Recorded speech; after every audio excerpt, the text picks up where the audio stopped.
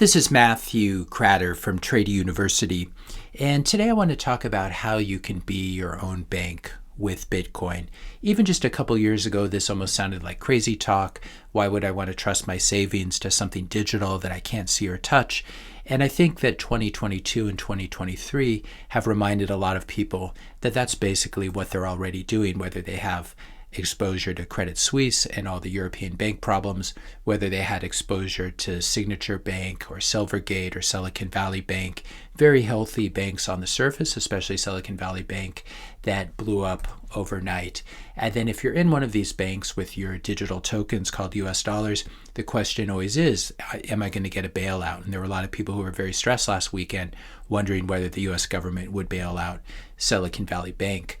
And then the question is, will you get your money back this week? Will you get it back on Monday or this year or this decade? The nice thing for Bitcoiners who hold their Bitcoin in cold storage is they don't have to lie awake at night thinking about things like this. On the other hand, though, Bitcoiners who let someone else hold their Bitcoin for them do have to worry. This is what happened with Celsius. A lot of people stored their Bitcoin over there to earn some yield. And this is, of course, a problem if you're holding Ethereum. You're really dependent on Vitalik and the devs to tell you when you'll be able to unstake and when you'll have full withdrawals. As of March 13th, there won't be full withdrawals until 18 months from now. Now, here's something else that you might have to worry about if your money is in a bank.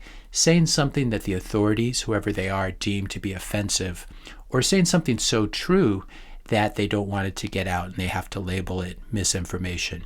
You also have to worry about having said something 5-10 years ago, especially online where it's preserved forever, that was an acceptable thing to say then, but is no longer acceptable. And PayPal had this policy last year. I think they've removed it since then after a lot of outcry.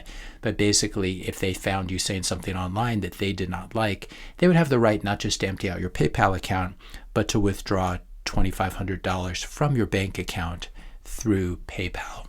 Very evil company. I suggest you delete your PayPal app as soon as possible if you haven't done that already. If you're enjoying this video so far, hit the like button, hit the subscribe button if you want to help to support my channel's mission. Now, when you hold money in a bank, you have to worry about the regulators and the government that controls that bank. So, for example, once you put your money in the bank, the government might just decide to freeze the deposits, as happened to some depositors in China in May of 2022. This is from July of 2022. Breaking news from back then, Bank of China declared that people's savings in their branch are now investment products and cannot be withdrawn. If you think this only happens in places like the People's Republic of China, you were not paying attention in 2022 when it also happened in the People's Republic of Canada when the Freedom Convoy protesters had their bank accounts frozen. So this can happen in countries that also have fairly strong property rights, or at least used to have fairly strong property rights. And I don't mean to pick on Canada. The same thing came very close to happening and has happened in different ways in the US as well. Here's an example of millions of bank accounts being frozen in 2002 in Argentina. I'm trying to replicate examples here to show that the normal course of events actually is you losing your money in a bank, not your money being safe in a bank. And people have gotten rugged again and again in banks, either by the banks themselves or more likely by the central bank or by the government. This happened in late 2022, and we did cover this on this channel. People were literally robbing banks to get their own money out of the banks in Lebanon after they closed the banks. If you think you're safe in a stablecoin like USDC or one of these other stablecoins, you should think again. It's very easy for Center to freeze this money, even if you have it in a hardware wallet. This has counterparty risk. It's supposedly backed by real dollars, but it can be turned off at law enforcement's request, as we saw in this case. Something similar happened with the whole Tornado Cash fiasco as well. And then here's another thing to worry about if you have your money in a bank. What if your bank fails and instead of getting a bailout, they decide instead to keep most of your deposits and give you worthless shares in the bank holding company instead, sort of an IOU.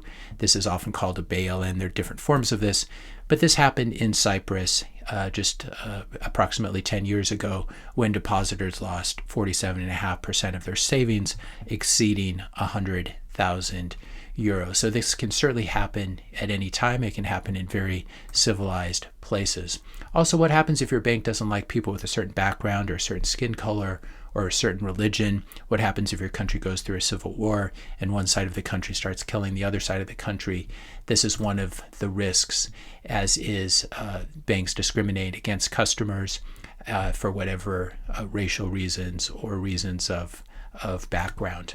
Now, here's what we really need. We need a new form of money that cannot be debased by central banks. We need a new form of money that we can hold ourselves and not have to trust the banks to hold for us. And of course, this was Satoshi's vision in the white paper, where he wrote the root problem with conventional currency is all the trust that's required to make it work. The central bank must be trusted not to debase the currency, and they always do debase the currency. As Satoshi says, the history of fiat currencies is full of breaches of that trust.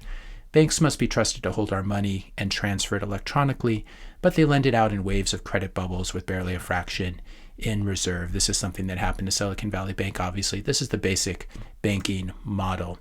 And this is one reason why in the Genesis block in January of 2009, Satoshi included the following headline from the Times from January 3rd, 2009, Chancellor on the brink of a second bailout for banks.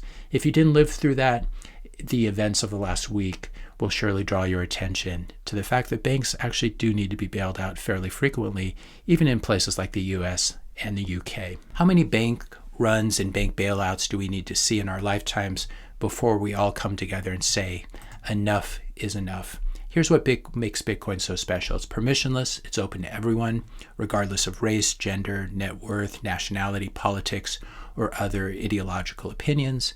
It's censorship resistant, and it lives beyond the greedy grasp of governments and central banks. In other words, Bitcoin is everything that your bank is not. Bitcoin is not too big and stupid and incompetent and too big to fail. Bitcoin doesn't give its employees huge bonuses even after they blow up the financial system. Bitcoin has much better customer service. Bitcoin allows you to send and receive money 24/7. You can send or receive money from anyone in the world without needing a third party's permission. Bitcoin is not closed on bank holidays and weekends, and so you don't have to lie there sweating over the weekend wondering whether you're going to get a bailout of your money in the bank, and you're unable to move any money anyway because it's the weekend. You don't have to worry about the CEO or CIO or CTO or CFO of Bitcoin making a bad decision that blows up the bank over the weekend, because there's no small group of people who can come together and change anything about Bitcoin. You don't have to worry about a rogue employee at the bank blowing something up or stealing your money or leaking a database with all of your KYC, all your personal information. You don't have to anxiously scan the news to see if your bank is about to suffer a bank run. You don't have to cross your fingers and hope for a bailout if in fact you do experience a bank run. You don't have to try to calculate whether there's enough money in the FDIC fund to pay out all depositors if your bank fails along with a number of other banks. This is the point at which viewers will say, yes, this is all true, but isn't Bitcoin too volatile? And I would say, yes, it can be volatile, but over the long term, most of that volatility is to the upside, unlike the US dollar. Here's a chart, a log chart of Bitcoin showing the general trend. Here is a chart of the US dollar since 1913, showing you that the general trend is down. So if you're going to hold either US dollars or Bitcoin, as you might in a retirement account, this gives you an idea of whether you're swimming upstream as you are with a dollar, or whether you're swimming downstream as you are holding Bitcoin. And there is something much worse than experiencing Bitcoin volatility, and that's having all of your savings confiscated by your bank or by your government. Talk about volatility, that's 100% loss. So keep that in mind whenever you're worried about Bitcoin's price volatility, especially if you don't understand the reason for it. One reason Bitcoin is so volatile is it is like a small pond. The fiat financial system is like a giant ocean, and as it sweeps, as money, as capital and savings comes from the ocean into the pond, it can create quite a bit of turbulence. But the bigger Bitcoin gets, the less volatile it will become over time. Amazon was very volatile very early on as a stock, and the volatility went down as the market cap went up. And this is something I expect to happen with Bitcoin as well. The really amazing thing about Bitcoin is it allows you to hold the fruits of your time and labor, in other words, your savings, in a form that cannot be confiscated, censored, debased, or devalued through money printing. Bitcoin really is the ultimate retirement account. Bitcoin has no counterparty risk, unlike the US government or unlike a bank. It's a bearer asset like gold, but adapted to the modern digital world. If you own it, it's yours. It can't be turned off like USDC or like US dollars in your bank account or stocks in your brokerage account. etc. Bitcoin can also be sent instantly anywhere in the world or sent to yourself after you move to a more friendly economic or political jurisdiction. With your quote-unquote Bitcoin bank account, all you need to do is memorize 12 words. Then you can cross any border. You can get on a plane or boat, cross any border, and reconstitute your Bitcoin on the other side just by loading these 12 words into a new hardware or software wallet. If you think about how many people have been forced to flee their homes or countries in just the past 100 years in very modern history, when you think about these refugees and you hear people say that Bitcoin isn't good for anything, here's a very clear use case for Bitcoin. Bitcoin is a life raft for refugees who would otherwise risk losing everything, whether it's Germany, Rwanda, Ukraine, etc. And if you think this sort of stuff can't happen in the US or Canada or Australia, you haven't been paying attention in the last few years. We're all just a few steps away from becoming refugees if our government turns hostile or if something goes wrong geopolitically. I'm going to finish this video by linking to this playlist on video, this playlist on YouTube, which I call How to Live on Bitcoin Practical Steps. And I talk about various places you can spend your Bitcoin, how to use Bitcoin on Strike instead of using PayPal, etc., and especially how to live on Bitcoin various ways, as well as how to find merchants and vendors. So the key here at some point is to be earning in Bitcoin and to be spending in Bitcoin and to start to think in Bitcoin and to worry less about its price volatility because you have Bitcoin coming in from your job and you have Bitcoin going out from what you're spending. And this way you take out the fiat component. You don't have to worry about the volatility of it. And again, if you, especially for capital or savings that you're planning on holding for a long period of time, this is what your savings will look like due to Bitcoin's fundamental properties.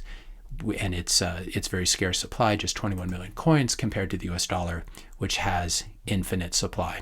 If you found this video helpful, be sure to hit that subscribe and like button. Hit the notification bell if you want to be notified when I publish my next video. And let me know your questions and comments in the comment section below. Thanks a lot for watching, and I'll see you in the next video.